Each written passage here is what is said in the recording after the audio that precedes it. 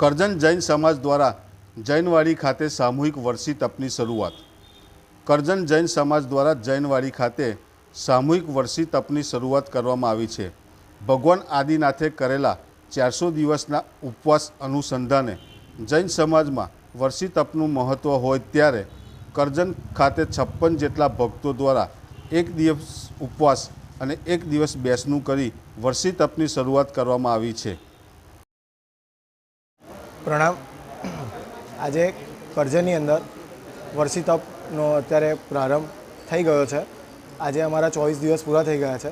વર્ષી તપ એટલે પ્રભુ આદિનાથ ભગવાને 400 દિવસમાં જે તપ કર્યું હતું એ તપ કરવાનું હોય છે। પ્રભુ આદિશ્વર ભગવાને 400 દિવસ ઉપવાસ કર્યા હતા। માનવ જીવનમાં એ શક્ય નથી, એના કારણે 400 દિવસમાં એક દિવસ ઉપવાસ અને એક દિવસ બેસણું એ રીતે અહીંયા આગળ કરવામાં આવે છે। અમારા બધાનું પારણું હવે જે અખાત્રીજ આવે છે એના પછીની જે અખાત્રીજ આવશે તે વખતે પારણું થશે।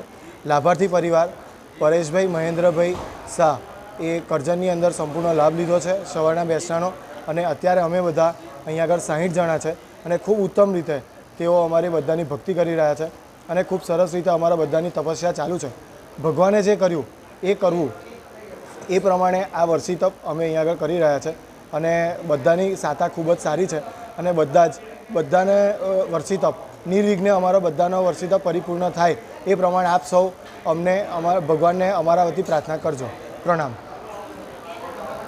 ખેતરની અંદર ખેડૂત ખેડતા હતા તે વખતે બળદ જોડેલો હતો, તે જે પાક હતો એને ખાતા હતા। તે વખતે ભગવાન મહાવીર આદેશ્વર દાદા ગયા ત્યાંથી ત્યાં કે ભાઈ આને તું મોઢે જોહરું બાંધી દે તો તારો પાક બચે નહીં, કારણ કે હવે ઢોરને બહુ મારતો હતો।